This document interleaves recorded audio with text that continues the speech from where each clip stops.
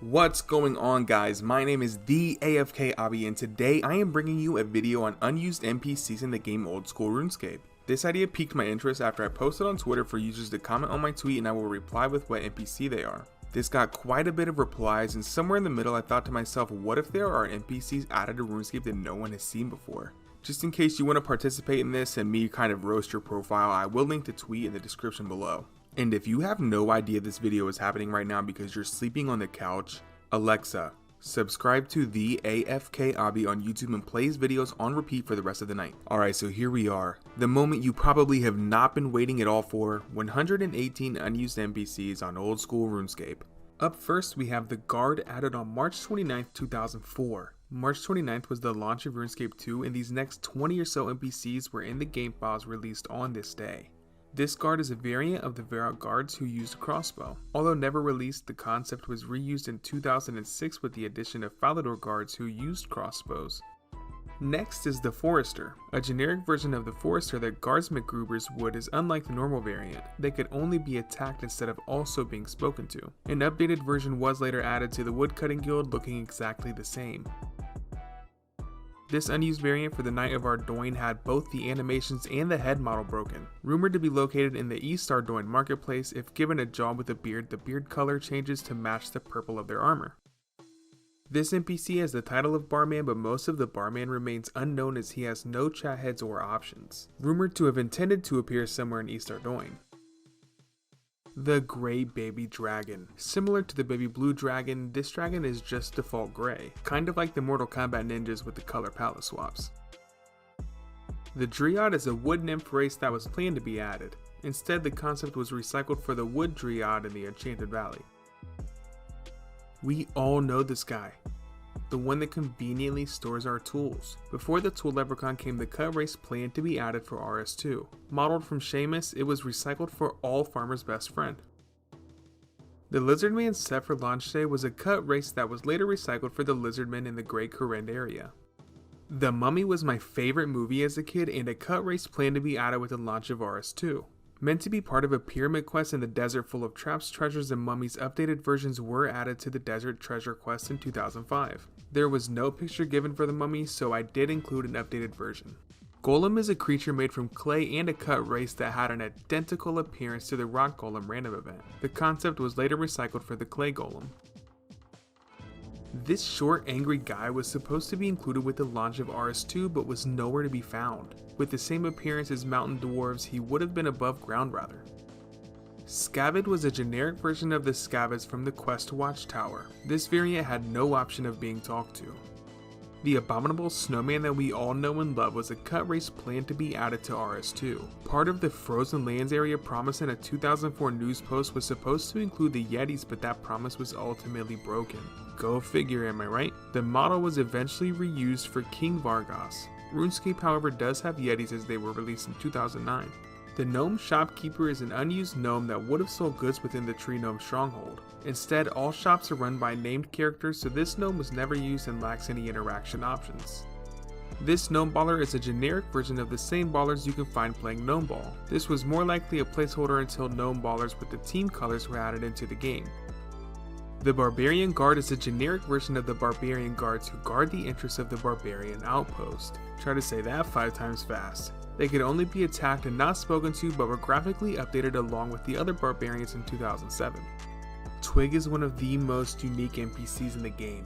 I'm just playing, it's honestly just a twig, but this twig was used in the Waterfall quest and suggests it would have been seen floating along the Baxtorian Falls.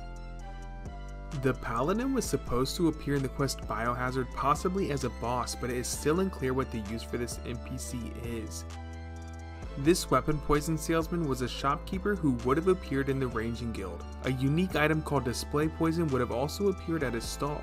Display Poison was never released, and I have a video being worked on about items just like this, so please stay tuned for that. October 14, 2004 saw the release of 3 NPCs that were never used. Finally, something released after the launch of RS2. Mist was presumed that vampires would have either spawned from or turned into when defeated. This mechanic was later used for Vampire Juvenates in 2006.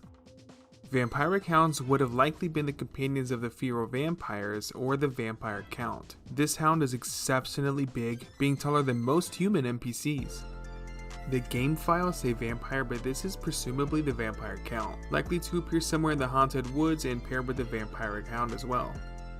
Released on the 29th of November in 2004, Yrsa is a citizen of Miscellanea. The reason you may not see her is to avoid causing any confusion with the character of the same name released a few weeks earlier. One of the 6 NPCs released on this day of December 6, 2004 is the monkey Salenab, a monkey who would have been spoken to during Monkey Madness 1. This is a spider set to release that is like all the other spiders on Ape Atoll with only one exception. It could not be fought, only examined. It also had a different examine information than normal spiders. This regular monkey was a developer placeholder for standard Ape Atoll monkeys, but were not added in any form. This is not a regular monkey and was a developer placeholder for monkey zombies in the Ape Atoll dungeon. It has a different appearance to the release version. This was not a typical NPC upon release. It was a tomato in disguise that was added instead of the normal placeholder for the jungle snake on Ape Atoll. It may either have been the legacy of a cut mechanic or merely a joke by developers. Released January 26, 2005, the Smokedevil is an unreleased Slayer monster, presumed to have been found in the Smoke Dungeon while Dust Devils would have been above ground instead. Smokedevils were however released in 2014. The Vulture was released on April 26, 2005. Although added with the release of Sophanum, it is unclear if they were actually included in the game or not. With the release of Rag and Bone Man 1, the new Vultures were added that landed, allowing players to obtain a Vulture wing. Released May 31st of 2005, we have the Secretary, presumed to coordinate the Keltogram Tasks minigame. Instead, players are set tasks by speaking to the shopkeepers directly. The Drunken Dwarf in Keltogram would occasionally get so drunk that he would turn into a kebab. One of 2 NPCs released on July 11th of 2005 is the Gardener, an unreleased member of the group of advanced gardeners who would have possibly looked after spirit trees. The second member of GAG, okay, it's not really called the GAG, but that would be hilarious. The group of advanced gardeners was thought to have been made to look after the cactus patches. When the feature returned in 2014, Yrsa was added instead. I'm going to butcher this, but TzHaar-Hur-Koz was released September 19th of 2005. They were a shopkeeper who would have sold TzHaar products in exchange for Tokul and more Ulrek. I should have just let Google Translate read that or something. TzHaar-Hur-Koz was released September 19th of 2005 and was a shopkeeper who would have sold TzHaar products in exchange for Tokul and more Ulrek. There we go, did you get that? Should I start doing that for everything? That would make it so much easier for me. A total of 6 unused NPCs were released on the 26th of September in 2005. Neite wearing a bridal veil intended for a scrapped cutscene in A Tale of Two Cats showing Bob and Neite's wedding. Bob wearing a white bow tie intended for the same scrapped cutscene. Beite is the baby kitten with a name that is conveniently the parents' name smushed together, also meant for the scrapped cutscene. Odysseus is the ghost of Robert the Strong's panther. The gnome was also intended for the same scrapped cutscene, but isn't the only unreleased gnome for the cutscene. This gnome is slightly different from the first as it wields a Daguerre type camera. 2 Karamthulhus were released on October 31st, 2005. The first is the slightly larger variant of the pet that lacks any options. The second Karamthulhu was intended to be kept as a pet after the Rumdale quest. It had the options to talk to or dismiss. Released on the 23rd of January 2006, the Desert Spirit presumably would have appeared during Anakara's Lament and talked to the player after the Bone Guard was defeated. The Black Swan was released on February 20th, 2006 and was likely to appear in Falador Park with a graphical update alongside the Swan. The Cavemouth is another unusual NPC released on the 7th of March 2006. Simply a cave entrance, it was intended as an interactive scenery during the cutscene when taking a canoe to the Wilderness Pond. March 22, 2006 brought the release of 2 unused NPCs in correlation to the Marquee series. The first was Sorin, and he was originally the character to be tithed by the Gataranks, but instead replaced by an identical character called Whisket. The second NPC was Vladimir, an unreleased citizen of Burg de Rot. His examine info is different to all other villagers. Only a few short days later saw the release of the Ogre, intended to be buildable in the dungeon of a player-owned house. The ram is a freshly sheared ram that was released on the 10th of April in 2006 but can never be seen as it is impossible to use shears on a ram. A gnome glider pilot named Captain Wim2 was added on April 24, 2006. This was in preparation for the gnome cooking rework later that year but was never added. It's possible that he was supposed to man the glider at the dig site, but that job would eventually be taken up by Captain Erdo. Bien is one of my personal favorites because he looks like a lazy bum just like me. He would have been the operator of the catapult room in the Warriors Guild, but an object is used instead so this character does not appear. Can we petition to bring back Bien, please? July 24th of 2006 would see the release of a clan guard that was reportedly funny smelling. It would have presumably guarded the entrance to the Lunar Isle. 4 NPCs dropped on August 7th, 2006, all related to the Gnome restaurant minigame. The generic diplomat was the first of the bunch. Presumably intended to be a customer during the minigame, he has an identical appearance to Ambassador Gimblewop and was more than likely just a placeholder. Sorin was a known customer as well, intended to be released during the minigame. Mim is no different and neither is our next gnome customer. Portobello is the last of our gnome customers meant to be added into the minigame. Saboteur is a character identical to Karam who would have appeared in the Eyes of Glaufrey. He was more than likely supposed to be used in a flashback where the player remembers how Karam turned himself invisible during Monkey Madness 1. The gnome shopkeeper was added again in 2006, presumably to appear in a cutscene during the Eyes of Glaufrey. Once again, the character failed to appear. 2 fluffies were released on the day of August 15, 2006, but only one was truly fluffy. This one, a small fluffy inhabitant of the Grand Tree. The other fluffy, however, is identical to the evil creatures from the Eyes of Glaufrey, only this one has a different name and examine. Sir Tenley was a Temple Knight agent released on the 20th of September in 2006. He was presumed to have appeared in the Slug Menace quest to either monitor Witchhaven or assist the player in the final battle. Osmond was an unused NPC that was frozen in place by the spell of the Gypsy during the Recipe for Disaster on February 12, 2007. Originally supposed to have his own subquest, it was not completed in time for release. On March 27, 2007, the Monkey was released, presumed to appear at some point during the What Lies Below quest, just not sure in what capacity. 2 gnomes were released on June 4, 2007, a green one and a brown one. They would have appeared in cages under the basement of the Witch's house in Taverley alongside Winkin. The green version can be pickpocketed. July 9th saw the release of the Terror Bird. Added with the graphical update of birds, they looked identical to the normal Terror Bird except were much stronger at level 96. They presumably were created to appear during Path of Glaufrey, which exists in the August 2007 archive of RuneScape but had not been fully implemented. July 24, 2007 brought the release of 2 NPCs that were meant to appear during the King's Ransom quest. First is Sir Palamedes. He was supposed to be jailed alongside the rest of the Knights of the Round Table. Sinclair was the second NPC not used. Although some citizens can be seen in the public gallery, they have no name.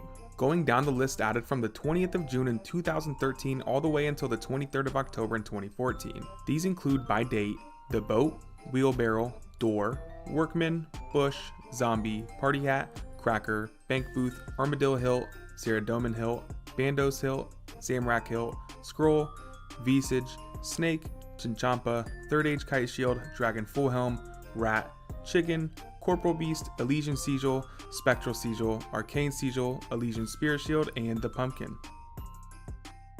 The Guard is one of 3 NPCs released on March 5, 2015. He was used during the 2014 Goblin Invasion event, then was re-added with the release of the Achievement Diaries.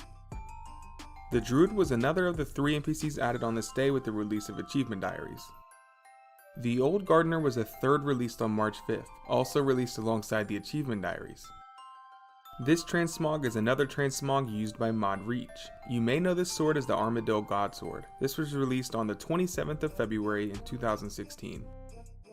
This bow-wielding ninja monkey named Monkey Archer was released on May 6, 2016, an NPC version of the Monkey Archers who would have presumably been involved in Monkey Madness 2. Released on the same day in 2016, the combat test was possibly created in order to test the combat dummy with a combat level of 12,743. Released on the 14th of July 2016, the bear was possibly used during the beta testing of Last Man Standing, eventually deleted from the game files in 2019. This wild dog was released later than the bear on July 21st of 2016. It was also used during the beta testing of Last Man Standing, eventually deleted from the game file similar to the bear. Christopher is a resident of Slepe, and was released on the 24th of May 2018. He was a child presumably meant to be a resident of Slepe. On the 6th of September 2018, a max hit combat test was released into the game. It was possibly created in order to test the undead combat dummy. It has a combat level of 12,743. Richard Flintmall is a talented blacksmith that was released on the 10th of January 2019. He wields an ornamental dragon pickaxe and was possibly meant to be involved in the Forsaken Tower. Released the same day, Arc Test 1 and 2 were presumably created during development in order to test the Arceus spellbook. On the 10th of January 2019, an NPC version of the cormorant was released into the game files. This is the same fishing bird used to aerial fish on Mulk Island, just an NPC version. The last transmogrification on the list is of course the Twisted Bow. This Twisted Bow transmog was dropped on February 27th of 2020. This marked the 1-year anniversary of the famous Twisted Bow glitch that happened on February 28th of 2019. After an update, a Twisted Bow item spawn was found directly east of the cactus patch outside the farming guild. Players could pick it up and it had a respawn timer of only 60 seconds. On the anniversary of the glitch, the official Old School RuneScape account tweeted that they were aware of an issue east of the farming guild on World 302, and as they were working on the fix, asked players to avoid the area in the meantime. When players visited the area, several Jagex moderators were at the area transformed into Twisted Bows as a joke. This fish that has the description in Halo to match being an angelfish was released on June 4th of 2020. It was presumed to have appeared in the Hallowed Sepulchre. These temporary NPCs called Warriors of the Mu-Ra were used during the 2018 Summer Deadman Finals. They were also released permanently with the Ferox Enclave on the 16th of July 2020 but cannot be found anywhere in the game. Alright, there we have it, 118 unused NPCs in Old School RuneScape. Is there anyone you want to see brought into the game? These are all in the game file, so I'm not sure how easy that'd be. Are there any NPCs you would add into the game? I think that'd be pretty sweet if they did like a community thing like that. If you enjoyed the video, please feel free to like, comment, and subscribe. If you didn't, please let me know why. Thank you so much for watching and have an amazing day.